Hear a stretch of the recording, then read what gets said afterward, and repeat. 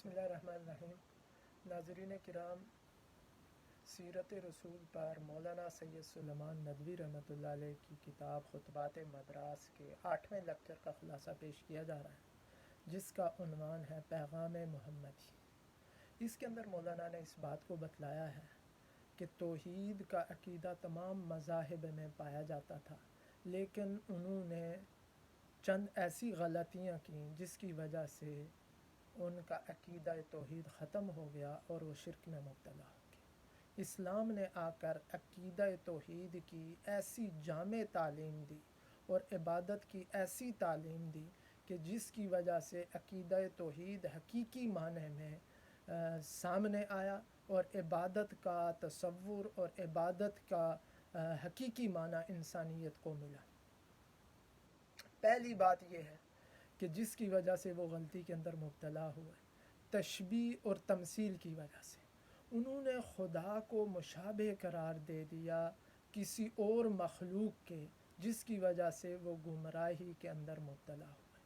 انہوں نے جب دیکھا کہ خدا کے اندر محبت پائی جاتی ہے تو مخلوق کے اندر بھی کئی ہستیاں ایسی ہیں جن کے اندر محبت پائی جاتی ہے، جیسے ماں ہے، تو انہوں نے عورت کے تصور میں، عورت کی صورت میں ان کو خدا نظر آیا اور انہوں نے عورت کو پوجنا شروع کر دیا اور اس کی عبادت شروع کر دی، جیسے ہندو مذہب کے اندر یہ بات ہوئی۔ بنی اسرائیل نے جب دیکھا کہ خدا کے اندر قدرت اور قوت اور طاقت ہوتی ہے، یہی والی بات جو ہے وہ باپ کے اندر بھی پائی جاتی ہے، لہٰذا انہوں نے خدا کو باپ بنا دیا اور اس کا بیٹا کا تصور گھڑ لیا، عقیدہ بنا لیا، وہ گمراہ ہوا۔ اسلام نے آ کر ایسی تعلیم دی، فرمایا لیس کمثلہ شیء، اس جیسی کوئی ذات نہیں ہے، قل هو اللہ احد، اللہ ایک ہے، یکتا ہے، اس جیسا کوئی نہیں۔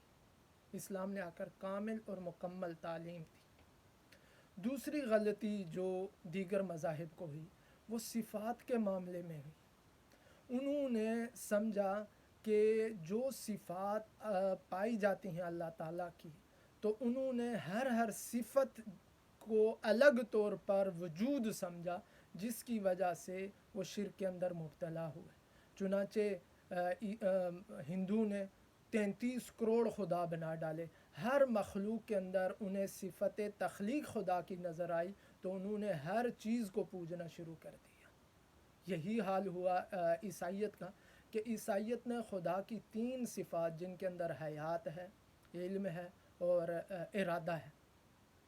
حیات، اس صفت کو ثابت کیا اللہ کی ذات کے اندر، اور علم کو ثابت کیا صفت روح القدس کے اندر، اور جو ہے وہ ارادے کو ثابت کیا بیٹے کے اندر۔ تو ان تینوں کا ملا کر انہوں نے خدا کا تصور پیش کیا، جبکہ اسلام نے آ کر، پیغام محمدی نے آ کر بتایا کہ اللہ کی ساری صفات اسماء الحسنی اللہ کی ذات کی ہیں، قل ادعوا اللہ او ادعوا الرحمن ایما تدعوا فلہ الاسماء الحسنی، تم اس کو اللہ کہہ کر پکارو یا رحمان کہہ کر پکارو، ساری کی ساری صفات اسی کی ہیں، اچھی صفات اسی کی ہیں، وہ خود یکتا واحد ہے، وحدہ لا شریک ہے۔ تو صفات کے بہت زیادہ ہونے سے جو ذات ہے وہ اس کی کثرت نہیں ہوتی، وہ ایک ہی ذات ہے اور اس کی صفات بہت سی۔ اسلام نے آ کر یہ تعلیم دی۔ تیسری جو غلطی ہوئی دیگر مذاہب میں، ان میں ایک یہ کہ افعال کی 2 قسمیں ہیں، کچھ افعال خیر ہیں، جیسا کہ جو ہے وہ زندگی دینا، جیسا کہ ہدایت دینا، یہ افعال خیر ہیں، اور کچھ افعال شر ہیں جو بظاہر ان کے اندر شر نظر آتا ہے، جیسے کسی کو مار دینا، بیمار کر دینا، گمراہ کر دینا۔ تو کچھ مذاہب نے، جن کے اندر مجوسی ہیں، انہوں نے یہ کہا کہ خیر کا جو خالق ہے وہ اور ہے اور جو شر کا خالق ہے وہ اور ہے، اس طرح وہ شرک کے اندر مبتلا ہوئے۔ اسلام نے آ کر بتلایا کہ خیر اور شر کو پیدا کرنا، یہ اس کے اندر کوئی برائی نہیں ہے، اللہ تعالیٰ نے ان کو پیدا کیا ہے۔ ہاں، شر اور خیر کو انجام دینا یہ برا ہے۔ اگر اللہ تعالیٰ اندھیرے کو پیدا نہ کرتے تو روشنی کی قدر معلوم نہ ہوتی، اگر اللہ تعالیٰ گمراہی کو پیدا نہ کرتے تو ہدایت کی قدر آدمی کو معلوم نہ ہوتی۔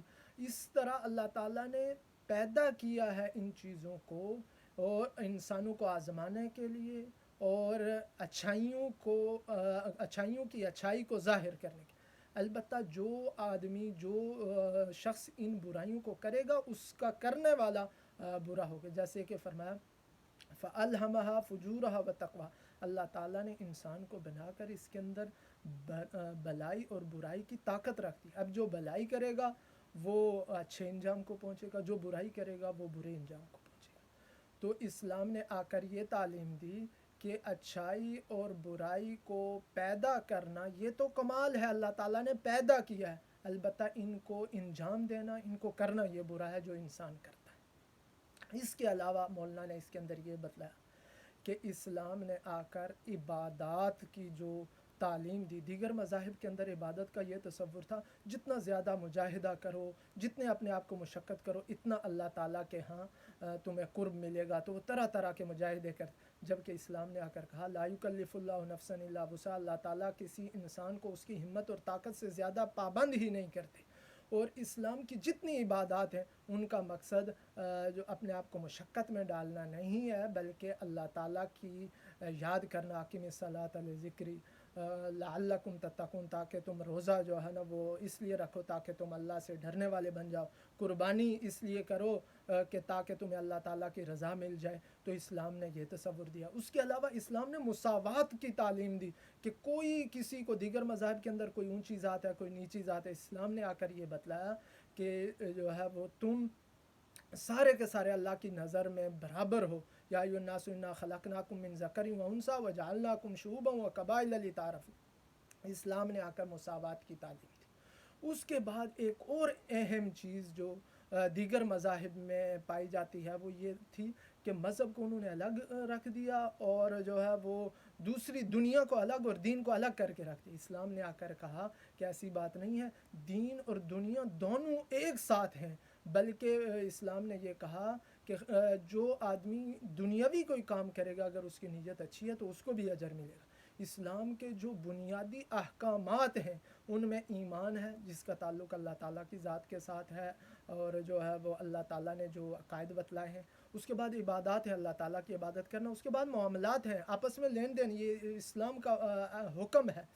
اس کے بعد جو ہے معاشرت ہے، آپس میں جو ہے وہ رہن سہن کرنا. اس کے بعد اخلاق ہیں، بھلائی کے ساتھ پیش آنا. تو یہ ساری کی ساری چیزیں دنیا کے طریقے ہیں، طرز زندگی ہے جو اسلام نے بتلایا. تو خلاصہ یہ ہے مولانا کے ان سب لیکچر کا خلاصہ یہ ہے کہ انسانیت کے لیے آئیڈیل شخصیت صرف نبی کریم صلی اللہ علیہ وسلم کی ہے، اور انسانیت کے لیے ایک جامع پیغام جو پیغام محمدی کی صورت میں ہمارے تک پہنچا ہے، جس کے اندر ایمان، عقائد، معاملات، کردار، طرز زندگی، وہ صرف اسلام ہے اور آپ صلی اللہ علیہ وسلم کی ذات اقدس کے ذریعے ہمیں پہنچا ہے. اللہ تعالی ہم سب کو اسلام کے مطابق، پیغام محمدی کے مطابق زندگی گزارنے کی توفیق عطا فرمائے.